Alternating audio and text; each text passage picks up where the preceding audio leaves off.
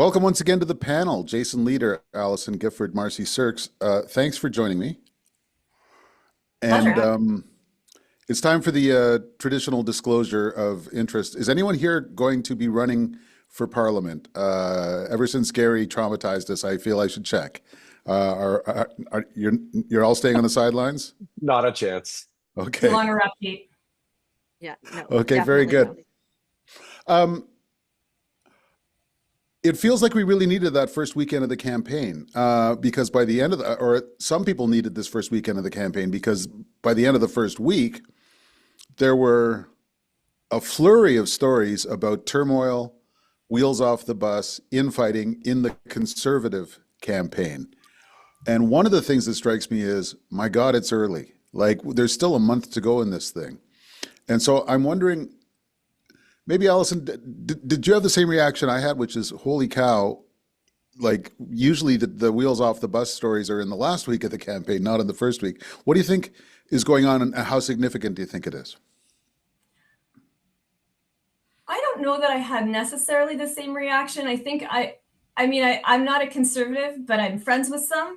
And I will say that if you're friends with some conservatives, to me, it's very common that you'll have people identify themselves as, I'm a Doug Ford conservative, or I'm a federal conservative. I'm not a Doug Ford conservative. So those camps have been around for quite a while.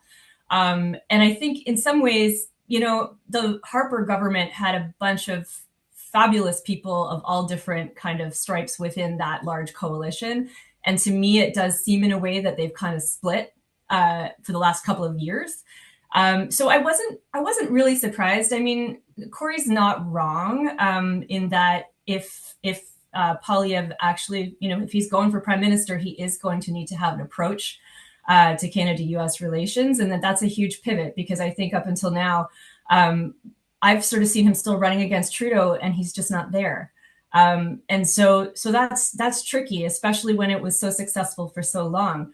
But he isn't wrong that Poilievre does need to pivot a little bit.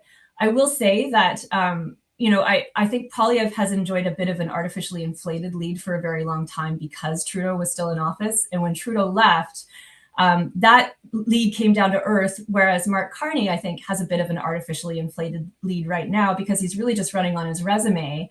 Not his personality, not his ability to connect with Canadians, and not necessarily on a political track record. So that's a bit inflated because he's meeting a moment right now that I think maybe Poilievre isn't. So, 28 days is a long amount of days. There's a lot of events that could happen between now and then. The one thing I'll say is it is always a shock to see people airing their dirty laundry so earlier on, whether you're, a party strategist or the Premier of Alberta, never really helps. So I think that's something you gotta get it under the tent and fight with the family, but not in public. Jason, I know you're delighted to come out here and comment in public about my friends arguing. Yes, I love it. yes, but Allison's got a point. I know to a lot of progressive voters, all conservatives are the same, right? And you're running against a sort of mass of conservative Trump, but when you're when you're a conservative, there's a lot of variety and clearly a lot of different personalities with a lot of different agendas. What did you make of the multitude of stories with anonymous people saying they don't like Jenny Byrne? Well, I mean, listen. First of all, I want to say, I ran campaigns with Jenny. Not since 2011, but we're friends, and I'm friends with Corey as well. So again, as I joke, but like these are two friends who sort of airing some disagreements in public. I'll say this. Obviously, I'm not going to pretend that those are good stories going into the weekend. In fact, the opposite, I would say.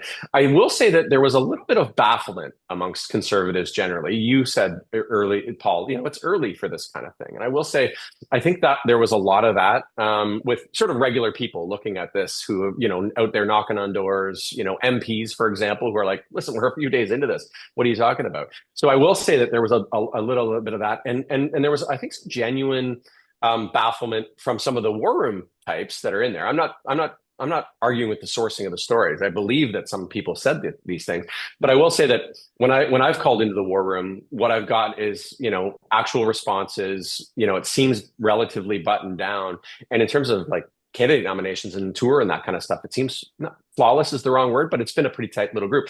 I will say the one impact of this, Paul, and I think this is going to be the longest term impact, if they can find a message that works. And I'll get back to that in a second, that gets purchased.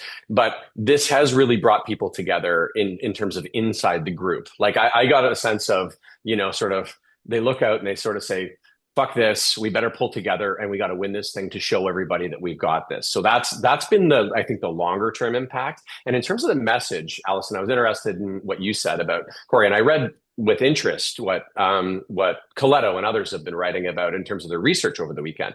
And so it's very interesting, right? Like Corey's suggestion was get on the ballot question, which is Trump.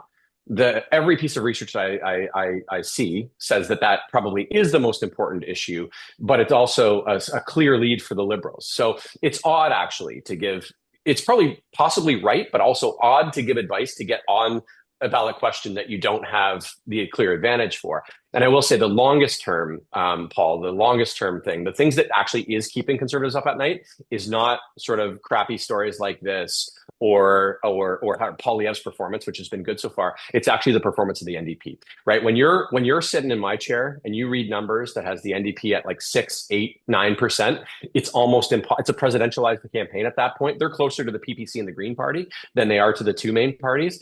And that's a presidentialized campaign that is very, very, very difficult to win. It's a completely different thing than what you thought you might be going into. And that, if anything requires adjustment, that's what probably requires adjustment. It's like a 10 or 20% increase in the amounts of votes you need in every riding, assuming large turnout. It's a completely different message to some of those disaffected voters who went from the NDP to the Liberals and try to. So that's the thing that I think is the long term keep conservatives like me and others, Jenny, Corey, all of us up at night. It's funny. I was reading through my voluminous Jenny Byrne files on the weekend, and just stories that have been written about her in connection with various campaigns over the years. And she wrote a piece for the Globe after the 2015, like about a year after the 2015 campaign, and said, look, the Conservatives need the NDP to be healthy, because then you can win on splits and you can, and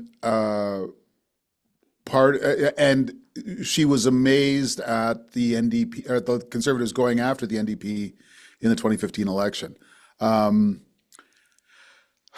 That suggests a pretty chaotic campaign, because theoretically she ran that campaign, but it does reinforce the idea that you need the NDP to be in the game, and so far they're not. So, Marci, what do you? I mean, I've been hearing from Liberals saying that it's going well at the door and stuff like that, but surely there's got to be a real concern about counting your chickens before they're hatched. Like, as I said, there's still a month to go in this campaign.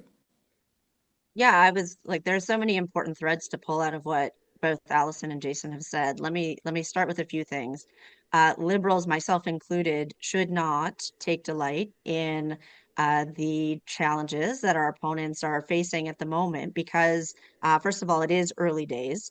It is early days. Second of all, anyone who has ever worked a campaign understands that there are ebbs and flows over the course of the campaign, and Liberals have had their share of challenges in the past, troubles like this exactly in the past. We know all too well what it feels like. We also know how to turn the corner and come back together to win.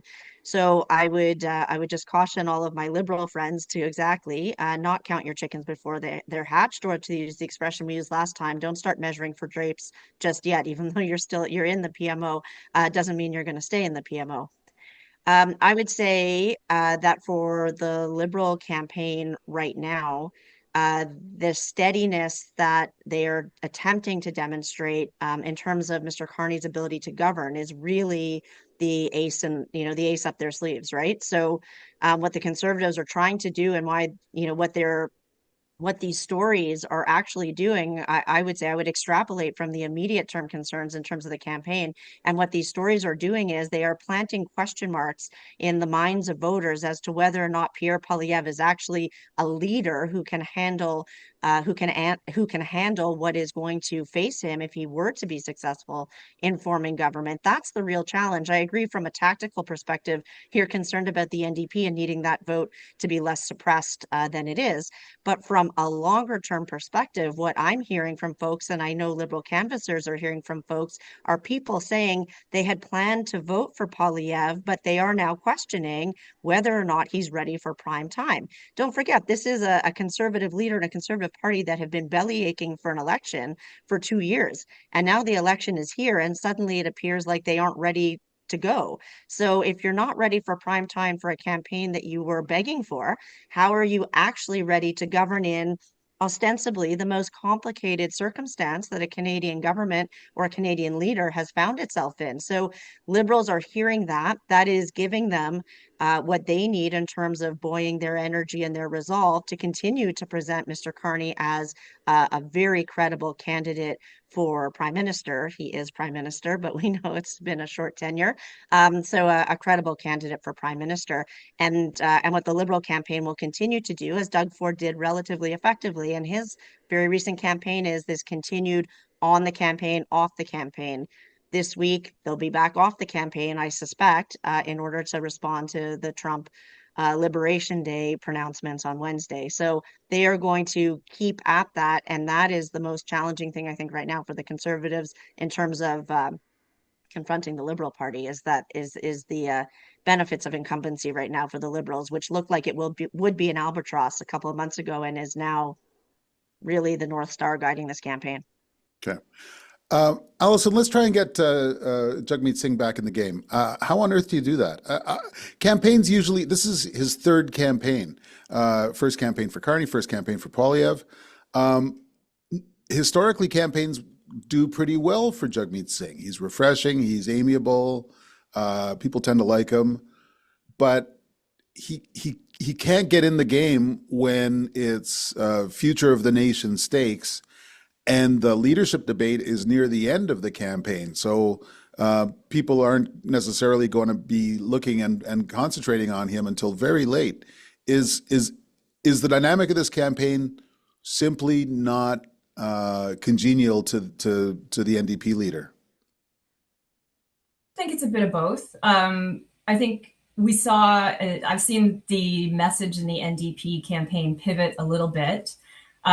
More in a lend me your vote direction of, okay, this guy Carney, yes, he's a central banker, maybe he can handle Trump and the tariffs and all of these things that we're not traditionally, branded as representing. But whoever gets in charge, the Liberals or the Conservatives, pick a door, same thing.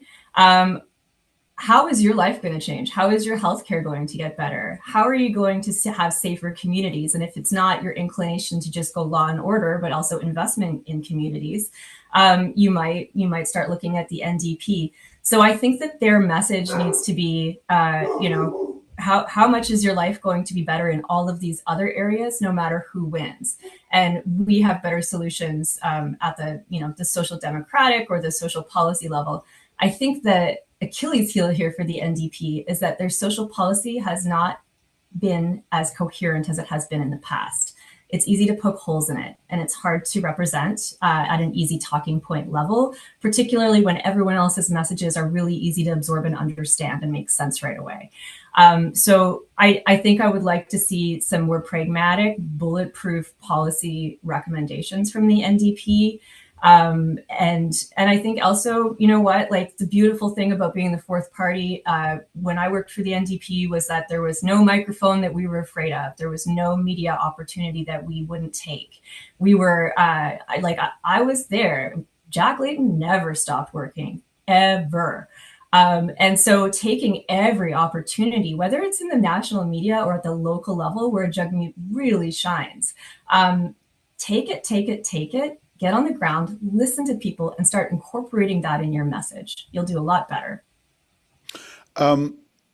One question on fundamentals. Was that deal with Justin Trudeau was it worth it? I mean, everyone, all the Ottawa lifers said, my God, you're gluing yourself to Trudeau, you're denying yourself the possibility of being an effective opposition. And New Democrats that I knew said, Just wait. You'll see. When the time comes, we can go to the Canadian people and we can say, we were the only ones providing practical solutions for real change. How's that working out? I mean, I think that was definitely the plan. And I didn't work there at the time. So it's hard to say what was happening on the inside and whether that was just what was best for caucus at the time. That seemed like, I don't have all those considerations.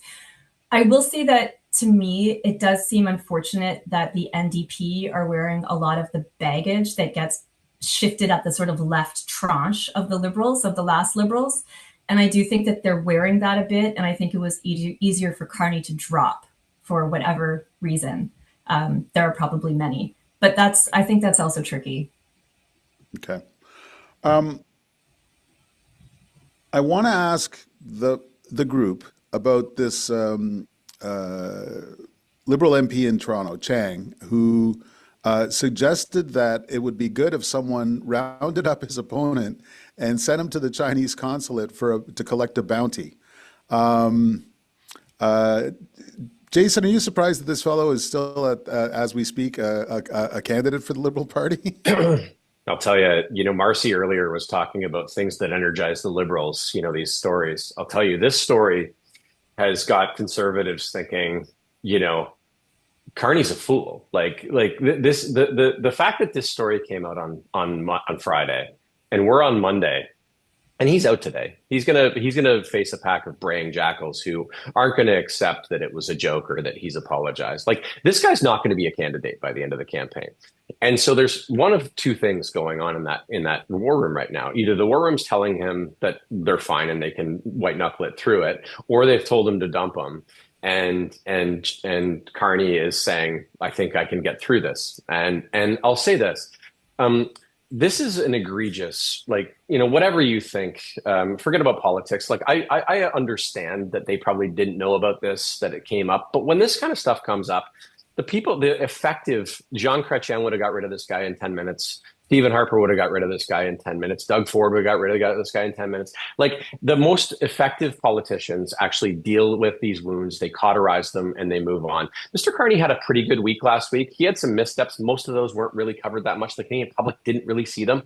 The Canadian public is going to see this. And I'll say it's indefensible. That's the other thing, right? This is absolutely indefensible that the guy said this. I know he's apologized a couple of times. I know he's called the Tory candidate, but the truth is, you can't defend this. And so, Mr. Carney, it was a test of judgment. It was a test of leadership. He's 4 days in, and now he's probably 4 or 5 or 6 days in by the time he deals with this. And Marci's right. They're using the incumbency, to sort of as a shield on this campaign. But the problem is you can't run away from this one. And he's going to learn that. He's going to learn it fast over the next couple of days. If they stick with this candidate, it's going to dog them for the entire campaign. I can't believe that Mr. Carney didn't see this. And it heartens conservatives and hopefully the NDP who is running against him. I think they're running against him as far as I can tell, if we can find Jagmeet Singh. Because you think, well, if he can make this kind of mistake, then what other mistakes is he going to make over the next 4 weeks? Marci, how do you explain it? I'll proactively jump in and say I generally agree with what Jason has said. I'm not going to defend it. I think we're in this period of the campaign where all parties are going to face questions about candidates who have been perhaps improperly vetted or vetted too quickly. Let's just think back. I mean, 2 weeks ago, the major parties were all missing more than 100 candidates each, right? So there are going to be many instances still this week and next. I think the last day to pull somebody off the ballot is the 7th of April, sometime around there. So there are going to be a bunch of stories that come up. This is not the only one. These types of stories, yes, they are case by case, and the folks back at the party on their green light committees need to be able to scrub and provide effective advice quickly on who the candidate is and the magnitude of the offense and what's being found, et cetera. It's a very detailed process. I won't go too far down that rabbit hole. In this instance, I guess the challenge is it is somebody who is a sitting MP who is running for re-election. This is not a first-time candidate, which even makes it a little bit more difficult for the party to skate and say, oh, we didn't know this person, they're new to us. And, sometimes you can wipe those stains away fairly quickly.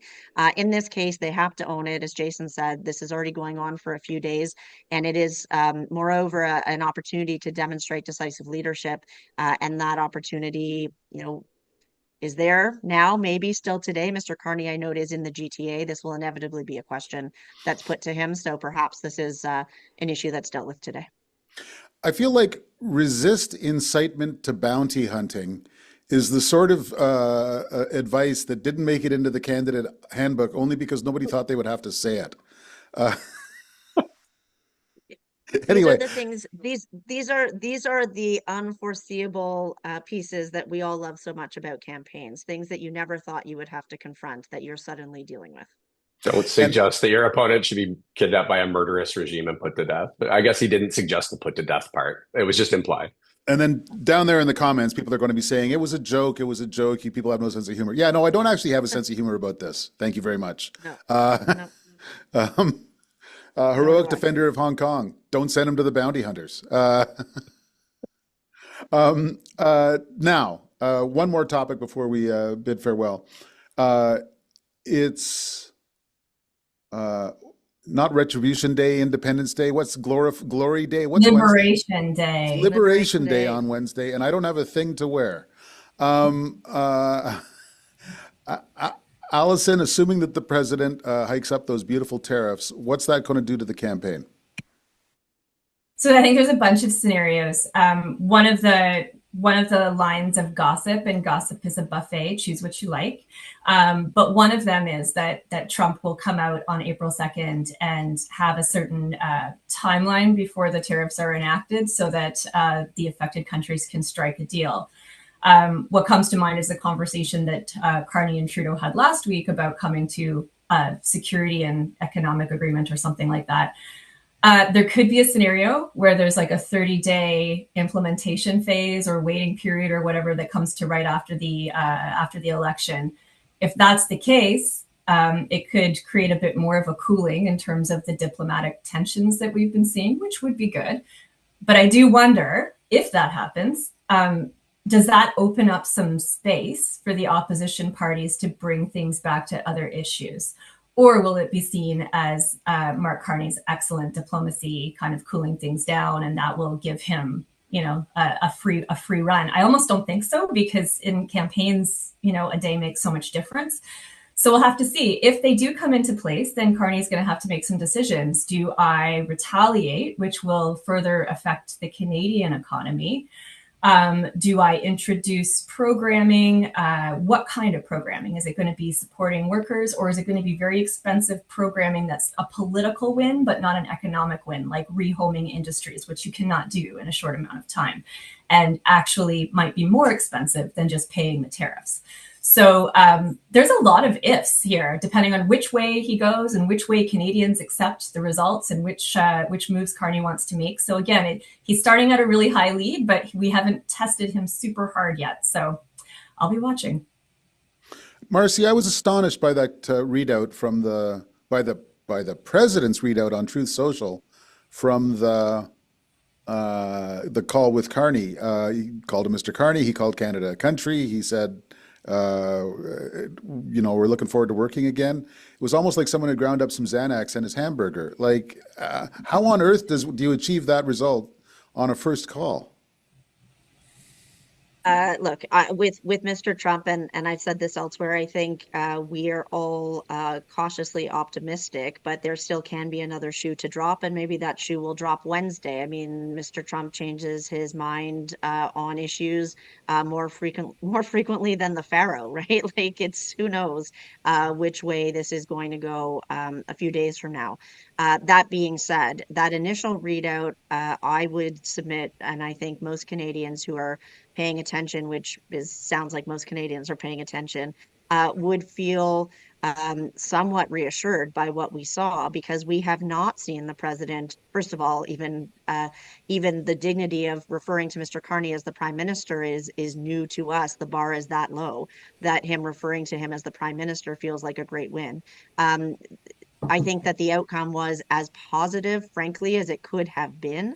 There are many different possibilities to attribute the success of that first outcome to. First and foremost, clearly the disdain that the president held for Mr. Trudeau, that was well documented, well discussed.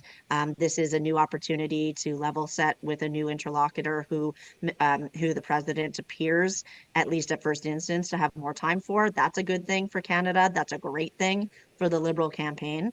And I would say, to Allison's point, I actually think whatever happens Wednesday, if it is some form of timetable or schedule for the implementation of broader retaliatory tariffs for Canada, a 30-day time frame is exactly coincidentally what remains in this campaign, and an opportunity for the Liberals to continue to hash out their vision for a nation-building economic plan. And sure, all of the parties are going to try to do that, but you've got one party with a leader who seems to have even momentarily tamed the bear. And I think that is to Mr. Carney's credit. I won't say it's exclusively because Mr. Carney isn't Mr. Trudeau. Obviously, the nature of the conversation, the approach, and we don't know exactly what happened on the call, but clearly the approach worked. And I'm led to believe it was a fairly good faith call on both sides, with a pretty calm and direct tone from Mr. Carney, which was well received on the other end of the line. Jason, if cost of living wins for the Conservatives and the bilateral relationship is not a winning issue for the Conservatives, they can't be looking forward to a week with a Liberation Day in the middle of it. It's going to be awful hard to yank the issue set over to where Poilievre and Jenny Byrne want it to be, it seems to me. Yeah, we got 4 weeks left, and I will say, like, I'm bracing for that. I thought Mr. Carney's best day, just by process of elimination, was when Mr. Trump said, I had a decent call with the Prime Minister of Canada. And for what it's worth as well, whoever wins this election, Carney or Poilievre, I'm cheering for them. They actually have to fix this relationship in one way or another and put it on different terms. So whatever one takes over and whatever one runs Canada, I will say this: it's clear that Trump hates Trudeau. That much is clear. It's also clear as well that the Canadian and American auto industries have really gotten together and laid it on the line for Mr. Trump. Like, I don't know if you saw what happened the days before that. I think everybody was watching, but I will say it's pretty clear that the Americans, whether it's in Dearborn or other places of Michigan, are starting to lay off some workers. And I think I'm not saying Mr. Carney did a bad job, but I'm just saying, in addition to Mr. Carney having a decent call with Mr. Trump, I think Mr. Trump probably went into that call with a little bit different mindset than he went into the previous ones. I think the way your question is framed, Paul, which is how do you get it back to affordability or issues that you went on? I noticed this morning that Poilievre, I think brilliantly, put out a missive that says we need East-West energy infrastructure. So when you think about affordability generally, and you're trying to get it back there, the reason why that's so smart is, number one, Mr. Carney doesn't believe it at all. He might say it, but he doesn't believe it, right? Like, I flashed the book up last week. He wrote 400 or 500 pages on getting rid of Canada's traditional energy infrastructure. And it's true. Like, that's what he believes. He spent the last 5 years, net zero banking alliance, UN climate change czar. Like, this is what he did for a living for the last little bit, in addition to Brookfield. So I think it jams him a bit. It jams him in Quebec. And it also, Allison, we were talking earlier about the NDP. The NDP needs to attack from the left. They need to prove that Carney's either just lying to progressive voters or that he's a right-wing shill in sort of a wolf in sheep's clothing, those kinds of things. On the issue of energy and some of these other issues that Mr. Poilievre is going to put on the table, if he can force them on the agenda, it's going to force Mr. Carney or Mr. Singh the opportunity to say to NDP voters, that's what you're voting for. Whether or not he tacks right or left, it sort of jams him for both the Conservatives and the NDP side. So that's how you get back on message, I think, Paul. But 100%. Any day that you get to be the Prime Minister of Canada rather than the Liberal Party leader is a good day for Mr. Carney. And you've got to sort of grit your teeth, I think, if you're the Conservatives, get through those days and say, okay, but what? What is he going to do? He doesn't believe in the things that he's going to say. He doesn't believe in energy infrastructure. He doesn't believe in those things. He's just saying them to get elected. And I think we might get there by the end of the campaign as people take the measure of Mr. Carney. Okay, let's break it off there. The first week of the campaign was the longest first week I can remember. Maybe I'm just getting slower than I used to be, but I expect, just like you, I'm really looking forward to seeing what the second week holds. Thanks for joining me today. Thank you. Well, thanks.